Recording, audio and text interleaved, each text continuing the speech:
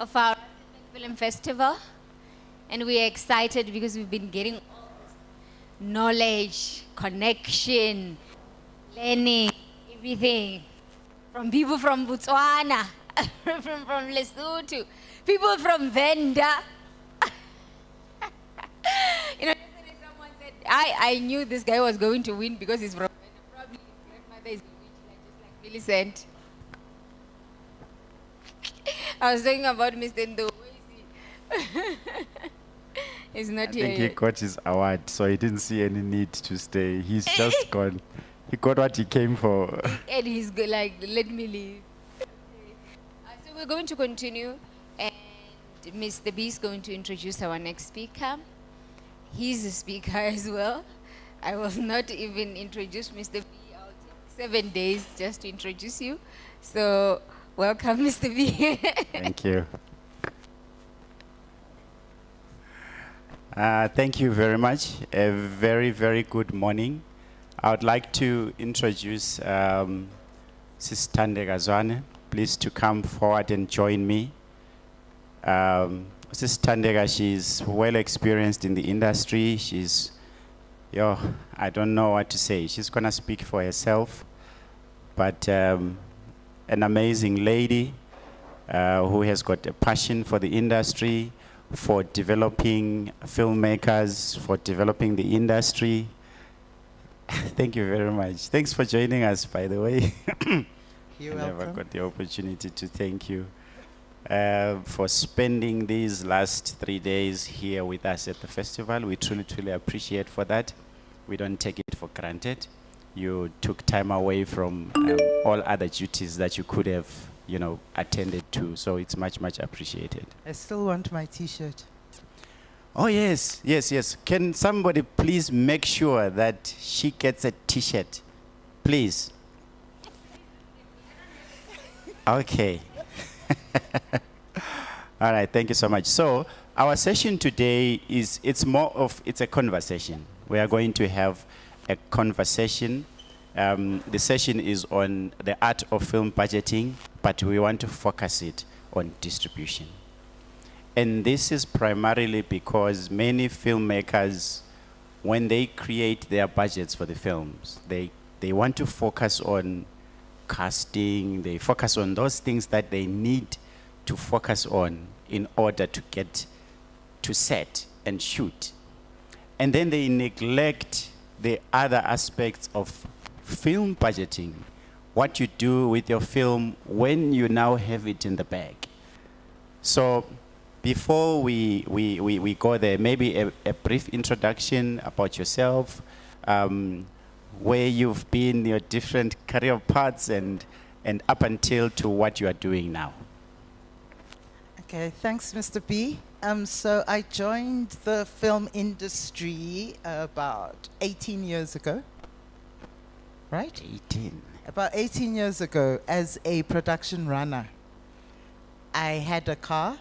I was not employed, and a friend of mine who's a filmmaker said, you can't just sit around and do nothing with a car.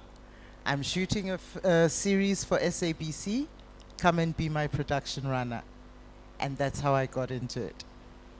So I started as a production runner, picking up cast at 4 a.m., dropping them off at 8 p.m. That was my first job in film. Then from there, I joined DV8 Films as a production intern. And that's where I learned everything I know about production. And I eventually started freelancing as a line producer. After a while, as a line producer, I got a bit tired of just scratching out, looking at scripts to budget, and scratching out the dogs and the cats and the children, and fighting with writers who say, no, no, no, the dog has a part to play in this story. It's essential. So based on that, and to stop fighting with my writers, I signed up for the Sidiba script course with the NFVF to learn about script editing. And after I finished that course, I was then approached by the NFVF to join them as a development manager. And I was with them for quite a few years. developing scripts, developing filmmakers, promoting, like you say, develop, connecting, and promoting. That was my job at the NFVF. I then left the NFVF and I joined Film Financing, which is all about completion bonding. And again, that's all about looking at the script, matching it to the budget, making sure that at the end of the day, with the funding that is provided, a film will be delivered. That was my job, to make sure that the film that you say you're going to make is going to be made at the budget you say it's going to be made. After Film Finances, I went back to the NFVF for a short while, for about 2 years. And then I was approached by Indigenous Film Distribution, who were then in the process of expanding from being a purely distribution company to being a company that also develops content. So they needed somebody who had the script development knowledge. So I was approached and I joined them in 2018, and that's where I am now. That's my Wow. journey. Wow. Wow. So you started from the ground. At the bottom. I did not go to film school. So people that say you need to go to film school to be in film, I didn't go to film school. I started from the bottom. Now I'm here. Started. Oh, I like that. I like that. And indeed, you are right about the film school aspect. If you look at some of our top filmmakers, you're talking the likes of Quentin Tarantino, Spike Lee's, all the greats, they actually didn't go to film school. They focused on the craft of storytelling. So truly appreciate that exposition. So now let's come to the topic of the day, budgeting. Oh, budgeting, this is where a film can be made and completed and distributed properly, or you can have problems if you don't budget properly as well. So let's focus on that. How important is it, particularly looking at the distribution aspect? How important is it to ensure that a budget contains and a budget can also focus on the distribution aspects? I'm actually going to rewind a bit, because based on some of the discussions that were held here yesterday, there was a concern about people applying to the NFVF and not getting their projects approved. And budgeting plays a huge part in this, right? Because you will submit to the NFVF, you'll submit your script for production, and you say you're asking for the 1.8 million, and your total budget is 5 million. The evaluator then reads the script and says there's no way that this film can be made for 5 million. At the very least, it's 7 million. And what that does, what that says to them is that even if they were to give you the funding, chances are you will not make the film. You will not complete the film. And those are some of the things that get taken into consideration when people are evaluating these things. And it's a very important thing, because there is no point in tying up funding for a film that might never be finished when there's an opportunity to give the funding to a film that will get finished. So budgeting is a very, very important part of it. And it's very possible that a lot of the submissions, especially from the marginalized provinces, are not getting through because the budgets are not right. So it's very important that filmmakers understand the process of budgeting right from the start. And we had a brief discussion yesterday in your micro-budget talk as well about how it starts with breaking down your script. Break down your script scene by scene, use highlighters to highlight every element of every scene, and that's how you're gonna know. If there's an explosion, you're going, like we spoke about it, if you're going to be blowing up a car, you cannot tell me that you're gonna make the film for 3 million rand. right? Yeah, especially if the cars that you're blowing up are three Aston Aston Martins. Martins, like a 007. Yeah, unless you have a director's treatment, which is another part of the submission process, that explains precisely how you plan to blow up the car. And director's treatments that often come in submissions are just a series of of pictures to give the color palette and the locations and the cast.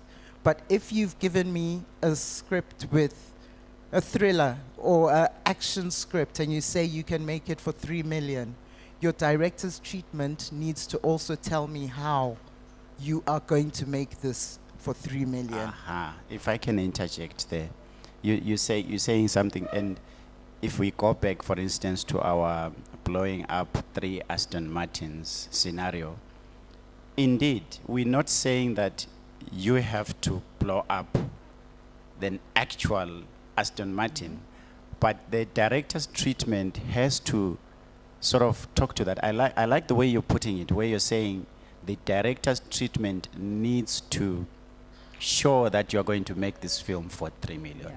So it's okay to have in your script you blowing up an Aston Martin and still have 3 million, even if we know that the Aston Martin actually costs 4 million. I don't know how it costs, guys. I have never bothered to get a quotation. I hope to get there one day.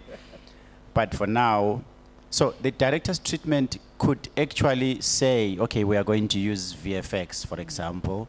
We are going to buy a VFX model of the Aston Martin and put it, and that's what we're going to blow up. Or we are going to cheat it. We are going to go to the scrapyard and take a write-off Aston Martin that looks good, panel beat it a bit because we're going to blow it up from behind.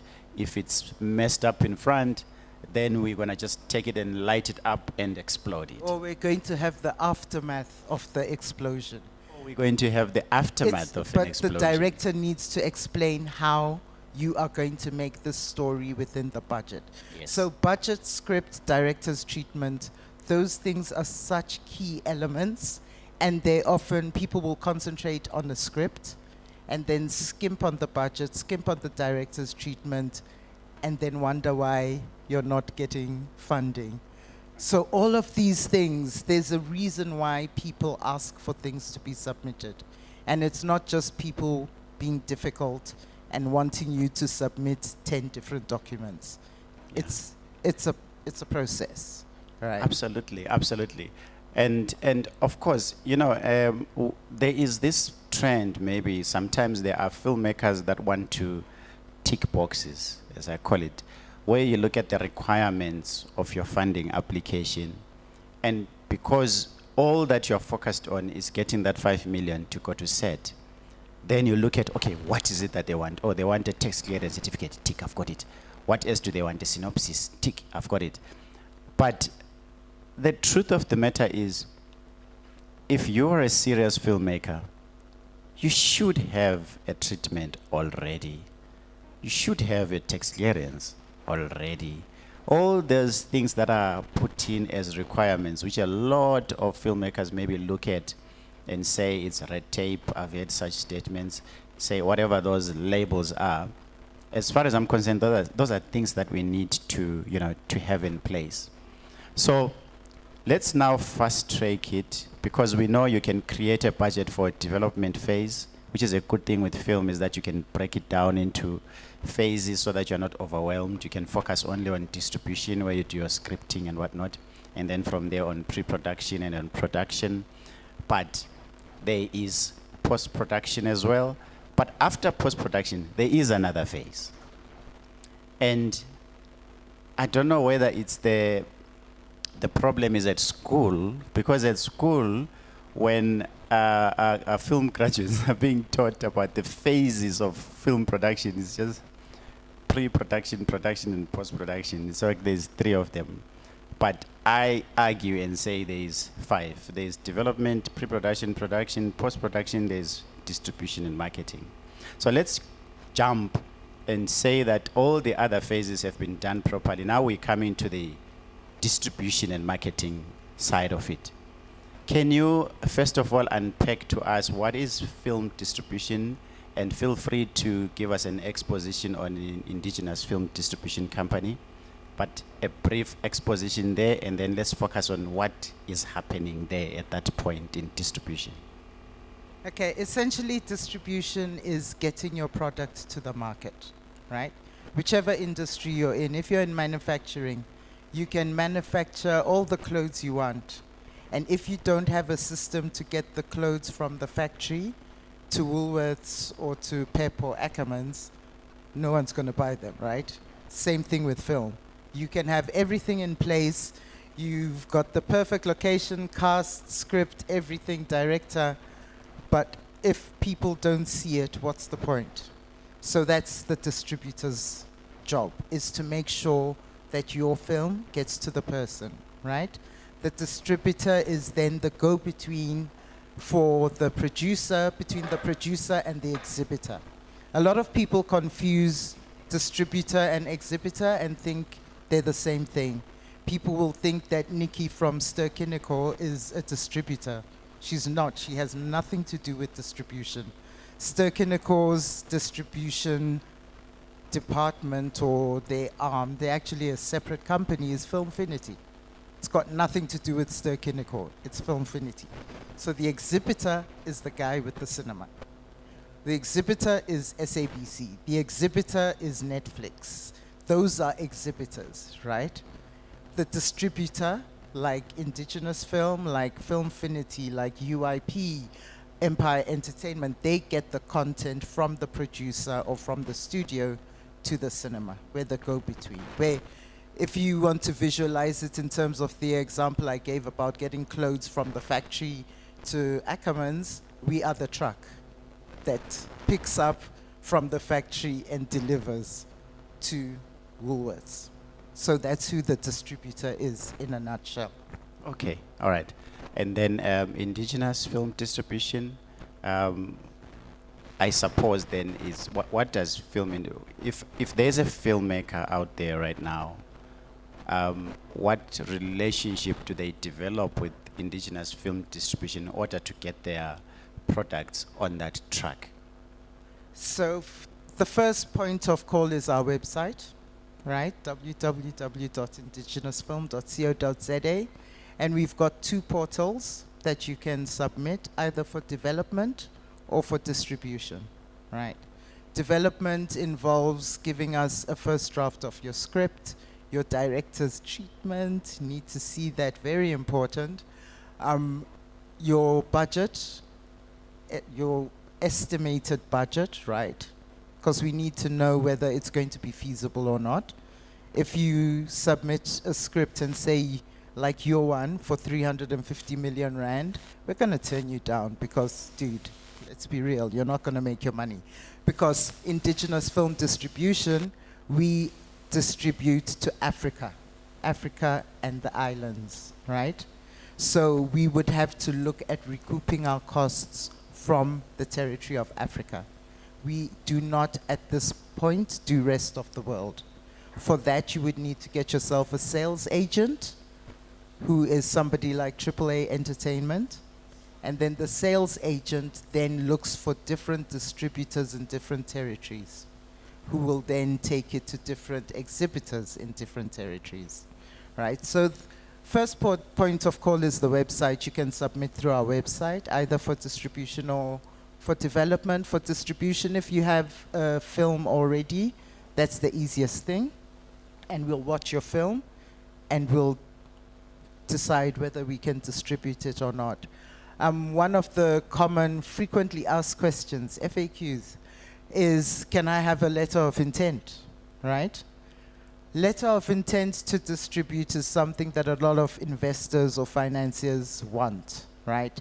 Because they need to know that once they've given you the money and once you've made your film, it's going to reach the market and they're going to make their money back. So they want a letter from a distributor to say, yes, we've seen this and we're on board, we can do it. However, a letter of intent is not for sale. So the people that say, please, I need a letter of intent for DTIC, how much does it cost? It's not for sale. It's a free service. It is also not something that when you ask for a letter, I just say, yes, here's a letter.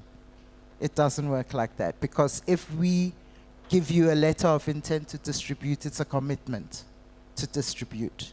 And if I'm committing to distribute, I must commit to distribute.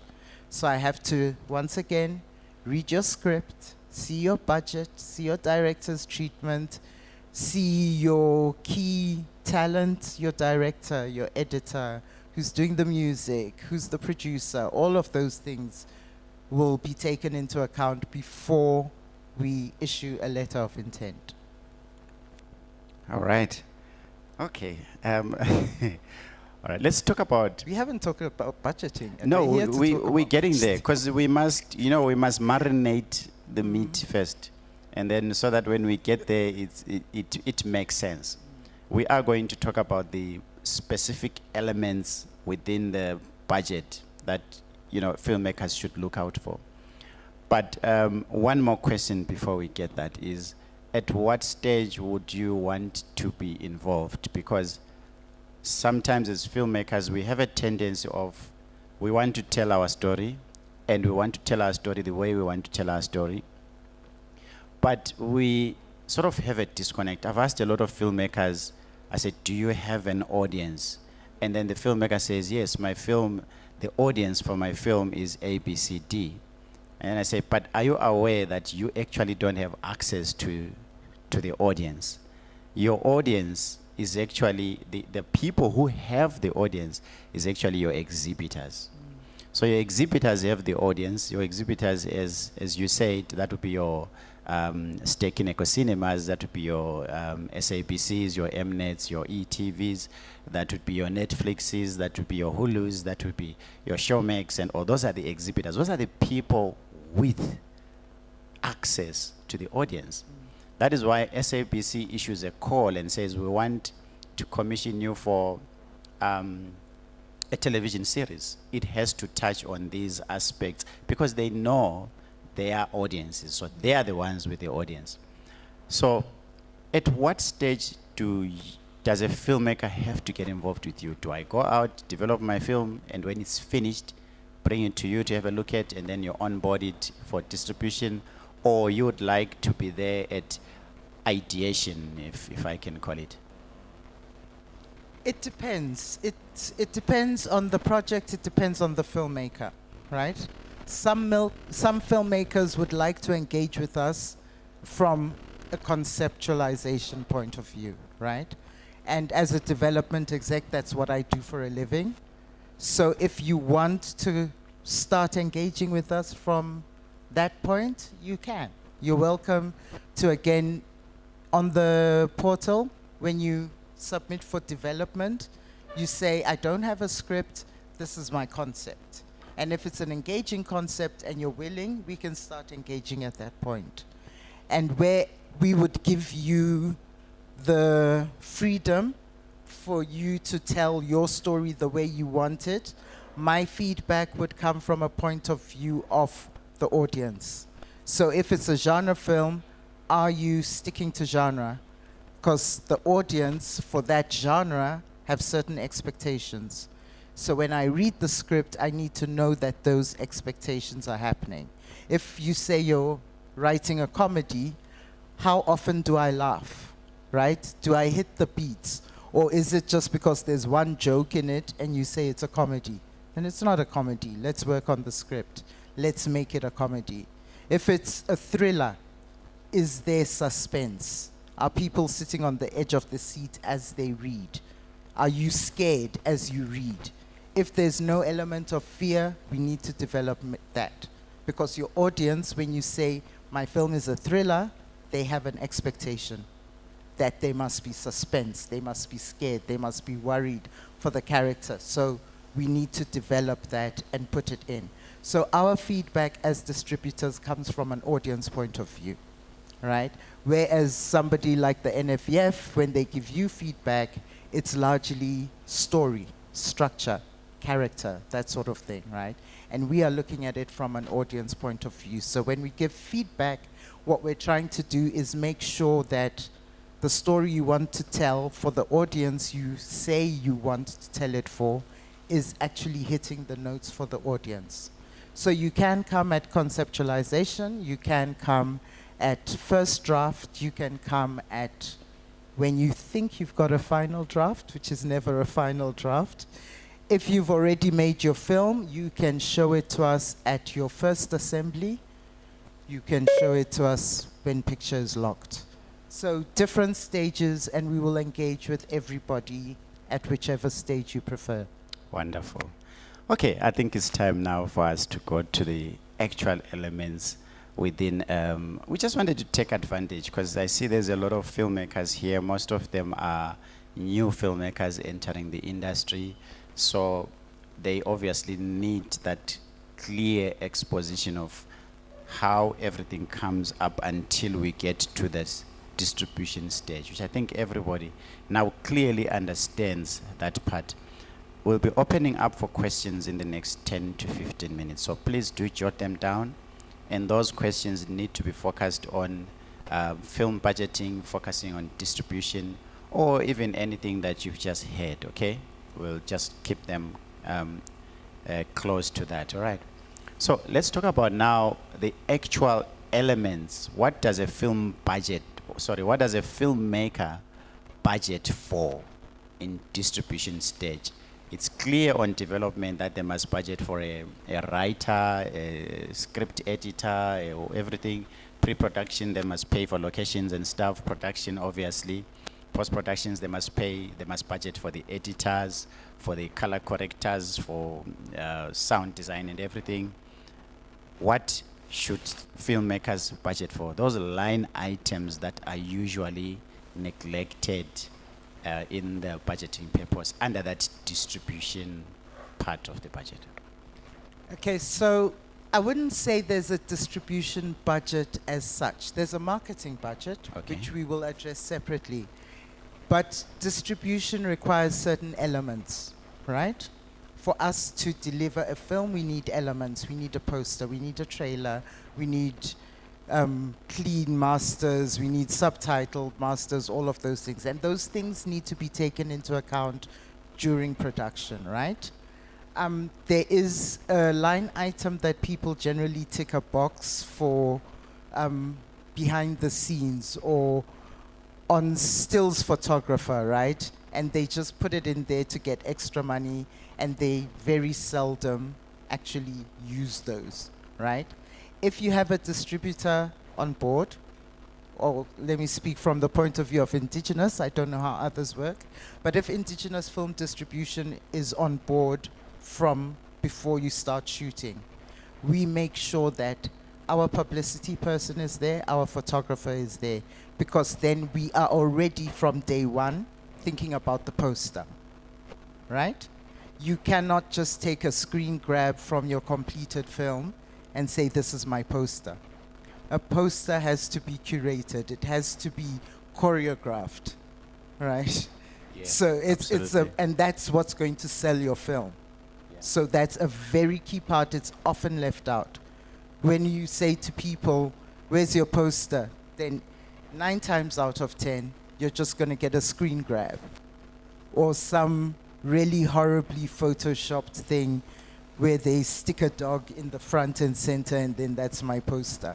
No, you have to actually plan for your poster shoot during the shoot, right? So that's the one thing. The publicist needs to be there, right? And it's a cost. All of these things are costs. You have to have a publicist on set, especially if you've got a day when you're blowing up the Aston Martin. Have the publicist on set to speak to the director, the DOP, the cast, the pyrotechnics guys. All of those little elements we will use to start marketing your film. Because people are like, oh, I've got a distributor, but they didn't do anything. We didn't do anything because we didn't have the materials. So the distribution budget, so to speak, is all about creating materials that we can use to attract the audience, to attract the exhibitor. and say, look at this poster, isn't it amazing? Look at the trailer that we've cut, right? So even in your post-production budget, you need to start putting in elements for the trailer. And directors, we love you to pieces, but you cannot cut trailers. Directors do not know how to put a trailer together. There is a guy somewhere whose job it is just to create trailers. And it's another job opportunity. People talk about the job opportunities that people ignore.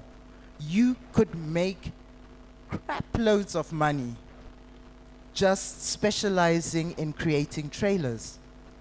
Because people will say, yes, I've got a trailer. They'll send us the trailer, and 9 times out of 10, indigenous film is just going, oh my goodness, what is this? And we have to recut it, right? So that's another expense that has to be factored in, that the right person needs to cut a proper trailer. So all these are elements: subtitling, closed caption, right? If you're going to Netflix as a deliverable, Netflix needs closed captioning. Have you got that? Right? All of these things, it costs so much money to deliver to a platform. I'm watching the films over the last few days, right?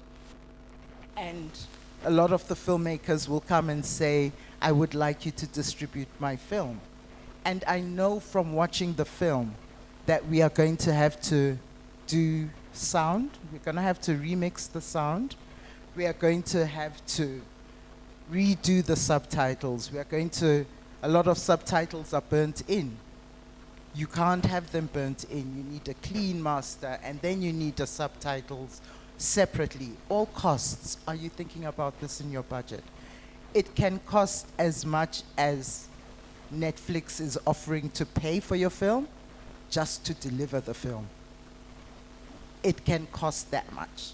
So when you're putting in your budget and you need your deliverables, you need to allow a good 150,000 Rand. Even if you don't know what the deliverables are, just put a line item that says deliverables, 150,000, and cover yourself. Because then that will cover poster, trailer, subtitle, closed captions, all of that. And then if, as a lot of people want, our film to go onto Netflix or onto Amazon, which is going to be a rest of the world property, you now need E&O insurance. $30,000, easy, right? Just for the insurance. Nobody's thought of that. But you want your film to be shown across the world. These are all deliverables. Can you just elaborate? You mentioned E&O insurance. What is that? I have no idea what E&O stands for, but I know it's something that you need. It's basically insurance. It's insurance for that market or for that distributor or that exhibitor, that your music is cleared, that the rights are cleared, that everything, so that there's going to be no legal issues once they start exhibiting it there. That's essentially what it is. I do not know what the E is and the O. I think that is more than sufficient, because there's quite a lot of abbreviations out there, you know. It could be economic opportunities. It could All be I know is that you need it. it is needed. And it's expensive, and it's basically to make sure that your film has got all the legal stuff cleared. Wow. So it's strange, because then that almost assumes that one of the line items, even there, could be legal, lawyers. Absolutely. You have to have legal. Because we don't understand what other things are and the contracts that you're going to engage with and stuff. Absolutely need a lawyer, because again, a filmmaker will come to us, they've finished the film, it showed on Mzansi Magic, for example, and then they come to us and say, we'd like to get it to other places. And then we look at the contract. Sorry, you can't actually. You actually don't own this film. Actually agreed You not and to you own signed. it. This is your signature. You don't own this film, so you cannot take it to somebody else. We've had issues with feature films. that didn't even go the Mzansi Magic route that have come to us, but they've signed with a sales agent somewhere else, and then they'll come to us because it's a South African film, but they went to a festival, signed up with a sales agent, come to Indigenous after the event and say, can you get it onto Netflix? We look at this and we're like, you don't have the right to give this film to us. The only person, you gave away all your rights to a sales agent. They are the only person who can negotiate. And it's like, no, but they're not doing anything with my film. Yeah, tough, but you've given it to them for 25 years, right? There's nothing we can do. You absolutely need legals before anybody signs anything. Even if it's your third time getting NFVF funding and you know what the NFVF contract is, for all you know, somebody slipped in a new clause, right? Read. If you don't understand the contract, get a legal person. Wonderful.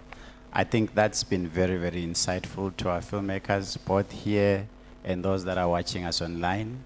So for me, I think the point of emphasis, you've already highlighted deliverables.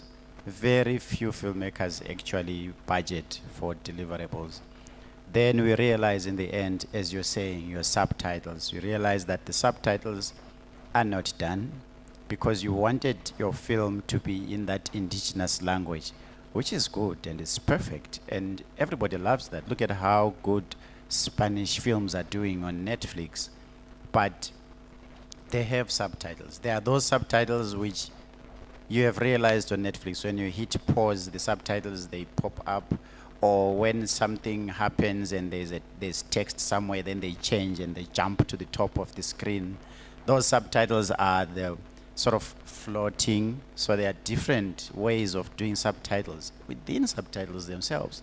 There are subtitles that you just put dialogue and translate it to English, and there are some that you have to put even sounds and include sounds. You know, door clanking, you know, indistinct chatter, those kind of things in quotation marks. It's a specialized thing. It means something when a subtitle is italicized, is in a bracket, is standing upright. It's a technical thing. And we need to budget for that because you're going to hire someone specific for that. And I can't stress enough, you cannot burn your subtitles into your film. They have to be separate. There are certain territories that don't want subtitles, and they want to rather dub the film, right? And if you've got the subtitles running there and you're dubbing, it just doesn't work. So you need to have the clean master with nothing, so that if a territory wants to dub it, they can dub. And then if they want subtitles, they can then put in the subtitles. And they can change them from English to French to Chinese to whatever. Do not burn, because you have no idea how many versions of subtitles you're going to need. And it's strange when you say that because there's a festival. We've been asking for filmmakers to submit films with bent in something. Okay, so I think in my defense, I would say that as you have a clean copy, just like you've said, and then you need to have your subtitles that float, and you can have another copy. That what I think the take out should be is that you can't just have one copy of your film with just bent in subtitles, because now no one can remove them. When someone presses pause on Netflix, that thing gets hidden by some graphics that Netflix puts, or whoever is exhibiting your film puts. So that is the importance. So at this point, I think we can take questions. I've been checking my phone because I'm also checking the people watching online to see if there are any questions there. So if you're watching us online, do put in your questions on the stream, and then if we do pick them up, we will. But from the floor, let's take questions now.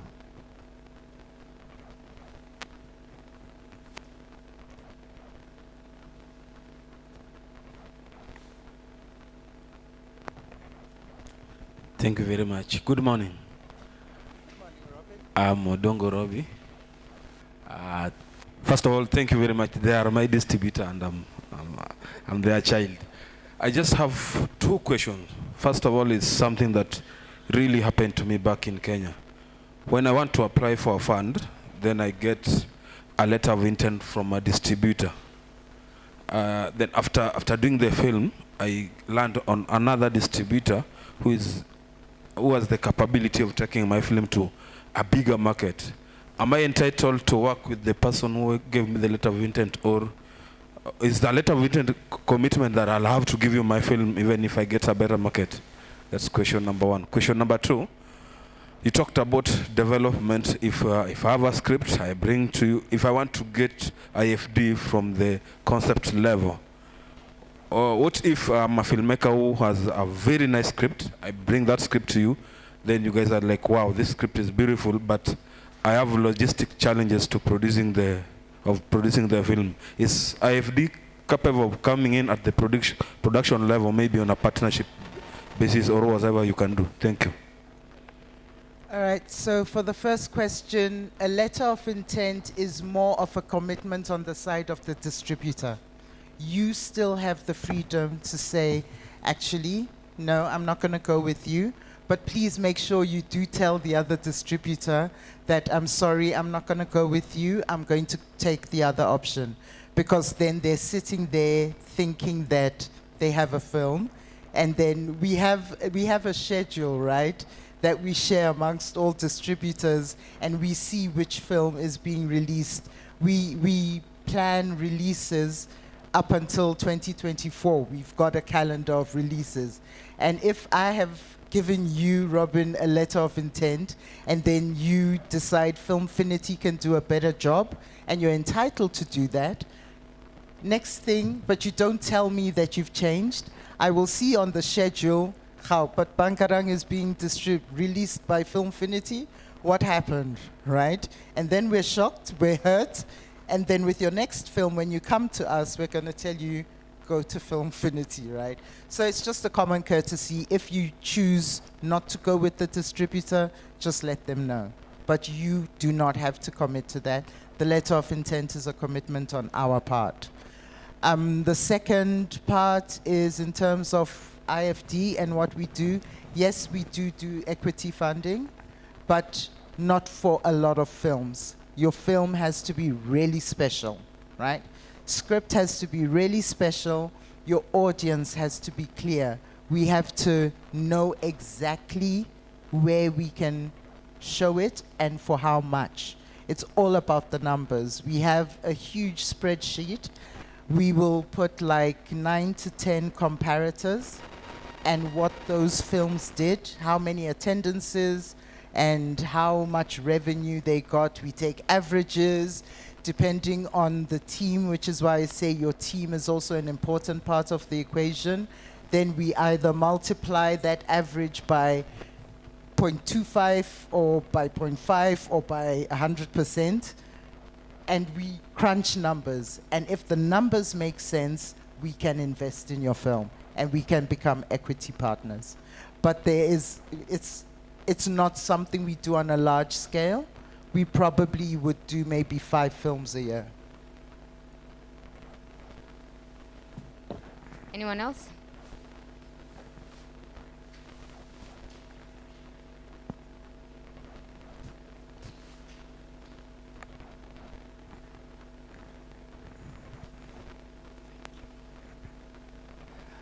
Good morning. You spoke much about the trailer part, that it's mostly important when you're submitting a film as well as the poster, because you said some people will submit a poster with a dog in it which is edited. So I just wanted to find out from you which part of the trailer that's mostly catchy when I have to submit a movie by you, or you have specifications that you need, or maybe let's say I have a movie that's already shot but I haven't done the trailer part. I want to do a deal with you to distribute the movie with you. Should I come to you? Maybe let's say I don't have money to hire a producer who can actually design the trailer and say, here is the movie, I want you to do a trailer for me, or can you assist with the trailer making for me? Okay. So that's another part of what we do. If the distributor signs on, we have an allocation for you that's called P&A, another of those letters, right? Prints and advertising, right? So we will look at the film, again, we'll crunch the numbers.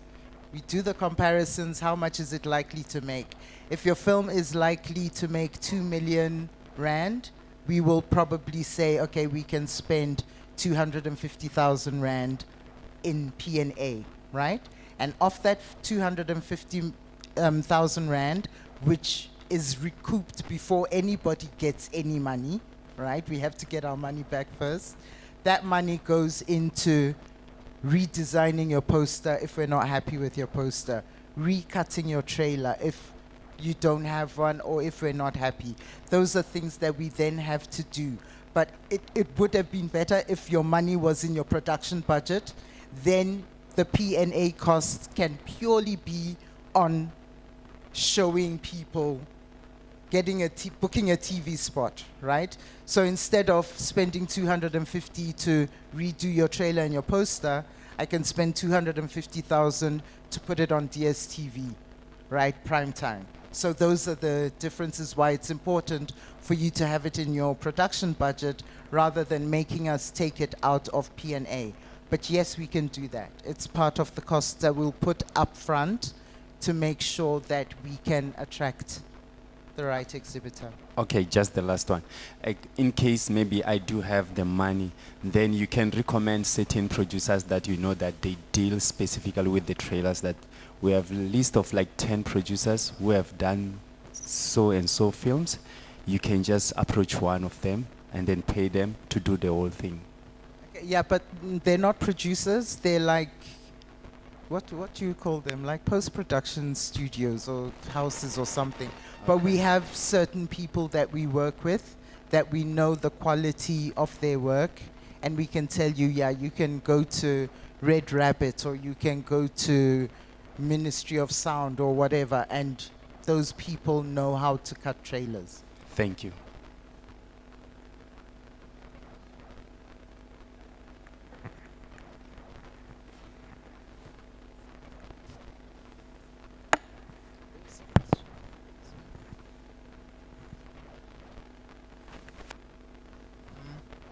Thank you, and good morning. This is a very important stage in the the value chain of production, and I think it's a little bit complicated.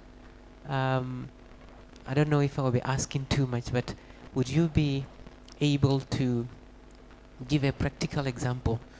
Just summarize practical example from development to distribution. In terms of supposing you're making a feature film or you're making a film and your total estimate is 30 million. Why do you recoup your fees as a distributor in that regard? Is it going to be a markup or is it within that 30 million budget? Thank you. Okay, so the way distributors earn their money, it's got nothing to do with the production budget. Our money comes from what we can sell, right? So we work on a commission, which is also an incentive for us to get the best deal possible for you as the filmmaker, right? It doesn't, I'm not gonna get a production fee of 10% of the production budget. I purely work on a commission basis, and it can be anything negotiated, anything from 10% to 20%. I've heard of some distributors that will charge as much as 35%. Depends on the distributor. We work on commission. So it makes it important for me to get the best sale. I go to Netflix with your film, Netflix comes back and say, we can give you $10,000. And I'm like, 20% of 10,000, that's like 2,000 for me? Nah, it's not worth. Come on, Netflix, make a plan. Look at this film, look at the trailer. This is who it's gonna, which is why we do comps on our films, because we'll then say to them, you remember that film you had last year and how well it did on your platform? It was #1 in 50 countries for 5 weeks. This is a similar kind of film. Then they'll look at it again, and then they'll say, okay, we can give you 15,000. And then we're going to be like, I'll talk to the producer. Then you go to Amazon and you say, Amazon, I've got this film. How much do you want? Amazon will say, oh, not bad. We're looking for something like this. We'll give you 25. And then we go back to Netflix and say, you know what, we've got an offer for 25. What do you think? We are going to always try and get the best price, because the best price means a better commission for me. And our money is only commission. There's no rebate from the government for distribution, right? So we don't have a rebate. There is no distribution fee that's worked into the budget. There is nothing. P&A costs we put up front. If we put in $1 million to market your film, we need to get that $1 million back. Sometimes it doesn't work and we don't get the $1 million back and we take a hit, right? And because we haven't even recouped P&A, chances are we're not going to get our commission either, right? So it's high risk, but we do it because we believe that there's a market out there. And the best way to get the market is the best poster, the best trailer, everything. All things come together, which is why we will give you feedback at scripting stage. It's not because we're trying to kill your dream. We're not trying to take over the story. We're just trying to make the story the best possible for the audience that you want to get for your film. So all of these work, we take a lot of time because our only revenue is commission. Wow. Okay, so we've come to the end of the questions from the floor here. We are now focusing on the questions that we have online before we close the session. We've got our first question. In fact, we've got two questions from the same person. Musa Nyati, who's watching us online right now, is asking, I want to know if I have a powerful script and I want to produce it. Can I come to you and we work on it for in case if you like it? And also, if it happens that you like it, do I have a choice of having my own crew or you choose crew for me? Let's take that one, then I'll go to the second one. First of all, I smiled when you said I have a powerful script, because who's the judge here? Okay, but you have a script that you believe in, right?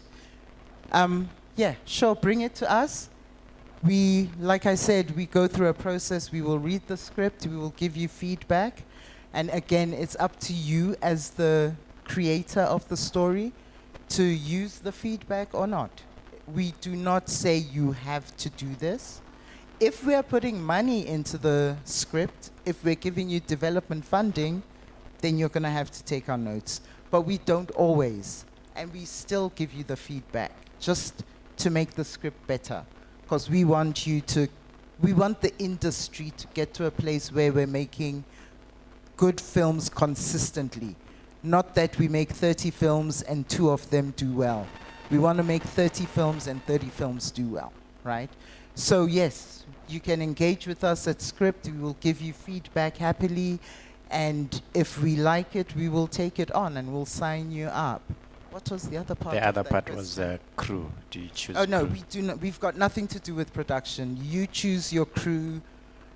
We would just need to know that your crew is capable. And then Musa Nyati continues. And another question is, if I have a movie, let's say playing on SABC, but the contract is non-exclusive, like I can take it elsewhere, and I come to you, how do I contact you?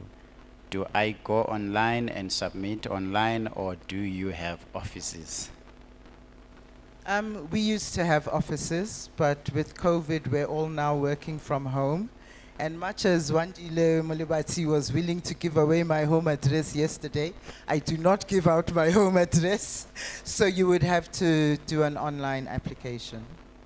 Wonderful. So, thank you very much. I think we've come to the end of our session. That was very insightful. We truly appreciate you for that. And we hope that filmmakers were inspired and there is more knowledge added.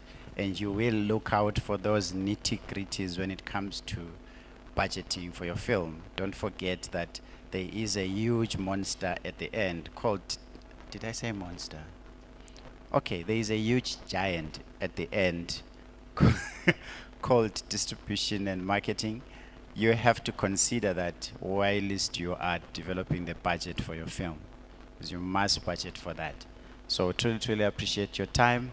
And then I think the MCs will let us know what's next. But I know we have got an amazing session called Pro Web Content Development.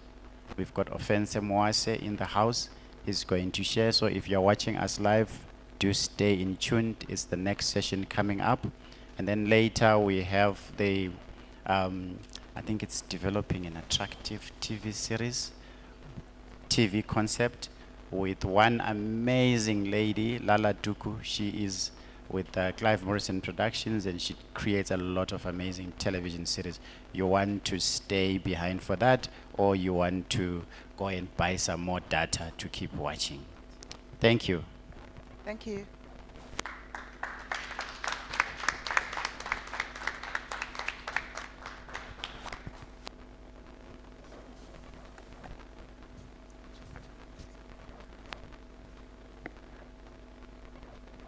Thank you, ladies and gentlemen.